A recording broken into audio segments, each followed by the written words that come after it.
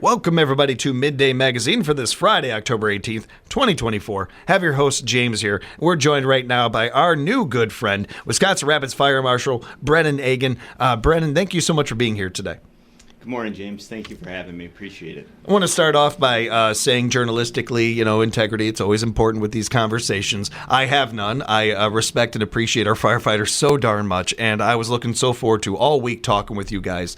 For one, we don't get to talk to you nearly enough, and we don't get an opportunity to put a spotlight on our firefighters nearly enough. But of course, it's also October, which is Fire Prevention Month. Perfect time to be able to conversate and have you guys in. So thank you for the time, and thank you for what you and your team do for our community. We really deeply appreciate what you guys do. And with that, we're going to get into what you guys have been doing, where you've been bopping around for Fire Prevention Safety Month and some of these things. And we'll get into that in a moment, even some tips for you. But if you don't mind, Brennan, I'd like to get a day in the life of what it is to be a firefighter and touch on that a little bit, if you don't mind. Yeah, certainly, James. So for our department, we are a career department, and our firefighters work a 4896. So their day starts at 7 a.m., and they're there for 48 hours. And then they have 4 days off, that 96 hours. So, we our expectations of them and the tasks that they're dealt with in those 48 hours can differentiate tremendously, depending on what the call is and things. And, in those 48 hours, those guys have requirements by training that they need to do, try to get out in the public and do some public relations if possible, those types of things. And then obviously our priority is 911 calls, right? Yeah. That is our job. And we don't know when that's going to happen, but we're always prepared for it. So our guys know coming into their 48, or our membership knows coming into the 48 what's expected of them, and they do a great job with that. I appreciate that breakdown. Thank you for that, Brennan. I hope that it for one, creates a little empathy for people out there, but also understanding that what the job takes, and maybe we can encourage some more people to be a part of our firefighters out there, wherever you're listening to us. One thing that you said, and I was talking with Brennan beforehand in our pregame here a little bit. I've always admired firefighters. Have as a young kid always thought about doing that, and really respected the task, the job, the work that it takes. But there are parts of this that I hadn't really thought much about, and you said that right there. And I don't know if I or even the listeners have ever really thought about what that is like for those 48 hours, and you don't know what is coming, and the mental task that is, and what that takes. And we have done a really good job in our society of talking about mental health nowadays. And I think now is where the real legwork comes in with that, where, we're all cool talking about it now in a raised voice. Now what do we do? How do we actually fix this or make this situation better? Part of how we do that, I believe, in the studies that I've read have believed, understanding what others are going through and having some of that compassion and having more compassion in our society. And I don't know many jobs, and I don't know many of us that can relate to 48 hours. You don't know what's coming. You have to be prepared for everything, and what that can be like on the human brain and the human soul and everything. That it gives us an opportunity to kind of put ourselves in those shoes for a second. Right. Yeah, and that's a great point. You bring up the ideas of mental health, and PTSD, and more and more studies are coming out, and then we're realizing that that saying things and speaking up, it's not a weakness, right? It's actually a strength to be able to say, maybe we need to look deeper into this. And our department just started last year. We call it a checkup from the neck up, where they meet. Yeah, they meet with a counselor and do a session with them, and it gives them the opportunity to maybe discuss some things that they've had in the past, in their career or what they've seen. And our membership has welcomed it tremendously. We've seen some great things with it. And, like you said, just having that empathy, and people, their thoughts, and, we want to make sure that our employees, obviously cancer is a high risk for firefighters, right? Yeah. But what we're also finding is it's not just cancer, it's the mental health aspect of this job as well. It's just as important as our physical ability to do this job. Yeah, so well said.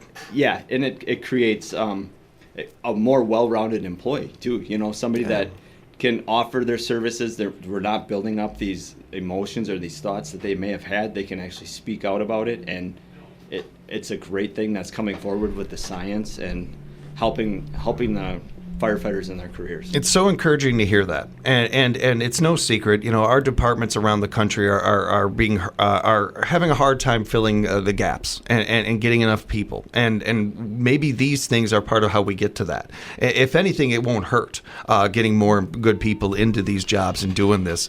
Appreciate it, and the job is there's no pause button for that job. So as I understand that stuff's going on over there. If you've got to go, let us know. Okay, that comes first. Yep. But I do appreciate the time. This is all the more reason why we appreciate the time. Right. Those 48 hours, man, you're on the clock. You're on the clock. Yeah. When it comes to that, actually, and I want to go shift right into Fire Prevention Month and some of the things that you guys have been able to do, getting into the community and running into kids and going to schools and some of that. Now, can you let us know some of the activities that you guys have been up to? Sure. Yeah. So Fire Prevention Week is usually the week of October 9th. Started back in 1922, and then it's gained ground ever since. And what we've offered, or what we do offer for Fire Prevention Week, is we go to the schools within the school district here. Our main targets are kindergartners and third graders to try to get out the fire prevention. Started early. With the kindergartners, what we do is we take our gear in with us. We show them our gear, show them that we're not scary wearing all of our gear, how to be safe if something were to happen in their home, having a fire escape plan, checking smoke detectors, things like that. Don't be hiding. We're here to help you and to try to get that point across to those children. And then with the third graders, Wood County Fire Chiefs Association has a fire safety trailer, which is great. It goes around the entire county. We have it for that week of Fire Prevention Week, and we put the third graders through that trailer. On the one side of the trailer, it has a mock-up kitchen, and the other side is a mock-up or a pretend bedroom. And we talk about fire safety tips both in the kitchen and in the bedroom, because those are our two areas we're more apt to have a fire. For sure in a kitchen, most fires are caused by kitchen cooking fires. And then the bedroom part of it is, most fires occur at night, typically. So when you're sleeping, right? And basically teaching those children how to get out of the home safely out of their beds. So it's been great for us. And, between kindergartners and third graders, we reached out to 650 students this year. Yeah. Wow. And our third graders get a little booklet, a fire safety booklet that's offered through Community Safety Net, and numerous businesses within the community donated to have these books provided for those children. So we can't thank those businesses enough for providing those donations to get that fire safety message to those third graders. Great. And then our kindergartners, we give them fire helmets and then a little pencil pouch, just as a token of, hey, thank you for listening to our topic, our fire safety, and hopefully they can take something away from it. I ran into one of those kids, and they loved it. They were running around all day with it.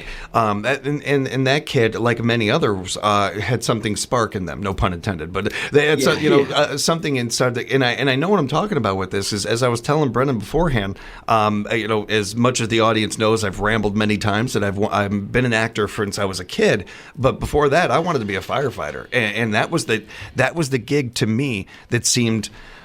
like it touched on everything I wanted to do with my life. I wanted to do good work. I wanted to be able to help others and be there for others. That really got me on a lifelong love of not only appreciating our emergency workers and our firefighters specifically, but also understanding that this is a job that not everybody can do, and hopefully getting more and more people that can do the job interested in it. It certainly is something that when you're taking these things, yes, we want to spread the safety for and the understanding of how to be able to be safe, but also hopefully creating some maybe future firefighters. It's a great work that you guys are doing out there, and I appreciate that.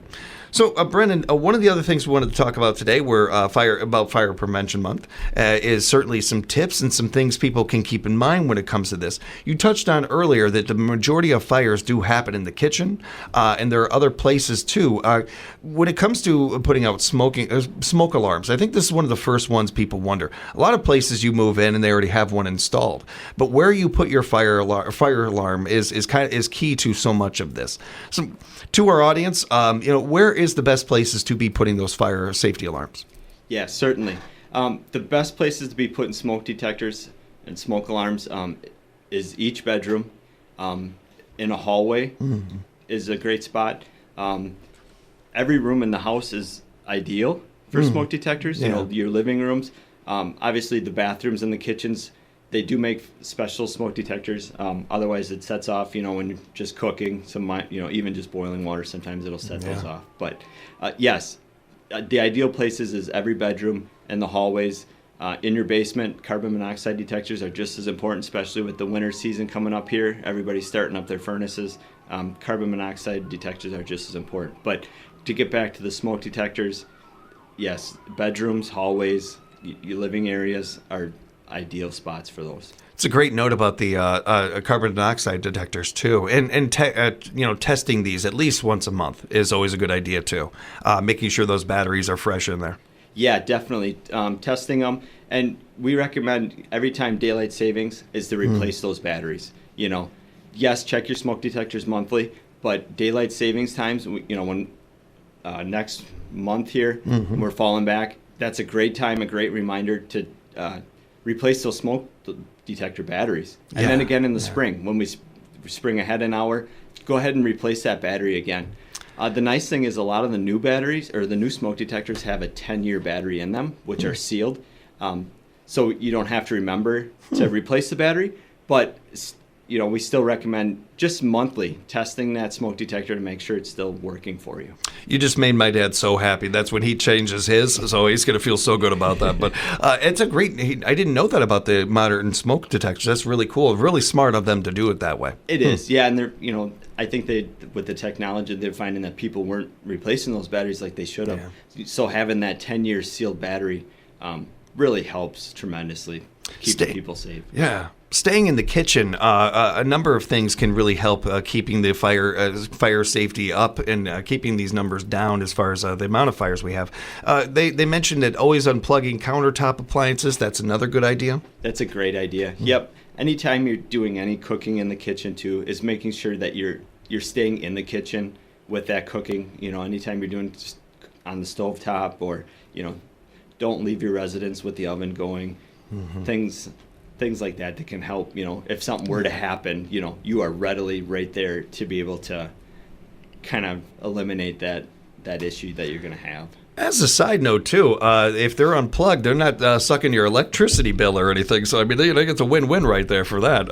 That is right. Correct. And while this may seem like a simple one, it's really important. And so many stats that I'm seeing come down to people forgetting to turn their oven off or something, making sure that everything is off in the kitchen before you leave it or before you wrap up for however long you're going to be in there. Yes, definitely. And just staying in the kitchen while we're cooking is so important. It's vital. That's a great note. Yeah. As I'll say this, especially coming from an Italian household, we are so known for rambling and moving around the house and everything. That's a really good note. That's nice. A really good one. When it comes to the rest of the house, there are certainly every other room has its fire dangers to them. But are there anything that stands out? Like, this is one I see a lot of, and people really could use to be more on point with this one. It's a tough question. It's a tough question. You see a lot of houses up there. The kitchen is kind of the biggest one. The big thing is keeping things away from your furnaces, your water heaters, especially if they're gas appliances. Those combustibles away from there helps eliminate that fire danger in your house as well. If you're able to really lock down, okay, I know this room, I know the kitchen is safe, I know that I'm doing my job here. It certainly doesn't mean that it can't happen anywhere else, but it does take a little bit off your plate. It does take a little bit off of your mind, and you're, again, coming back to mental health, of feeling safer. And so much of this is about that, is feeling safe in your own home, feeling good about these things. When it comes to laying your head down at night, that's where the carbon monoxide and some of those other testers come in that are really good to be having up to date. Yes, for sure. And another slogan that the National Fire Protection Association, NFPA, they have a great website too. They offer materials to help keep you safe with fire and every other regard as far as it comes to fire prevention. But one of the slogans too is close before you doze. So making sure your bedroom door is closed before you fall asleep. That way, if an incident were to occur in the middle of the night, it buys you time, right? We know that fires with the materials that are burning, they burn hotter, they burn faster. We have less time to get out of our homes with the new materials that things are made out of. And by closing that door, it buys you some time, right? It gives us the ability to hear that smoke detector and then find our way out, have an escape plan, have 2 ways out of your home are great things, and practicing these with children, your grandchildren and everybody, having a family meeting place, and just, this is a great month to just practice those and it kind of reiterates or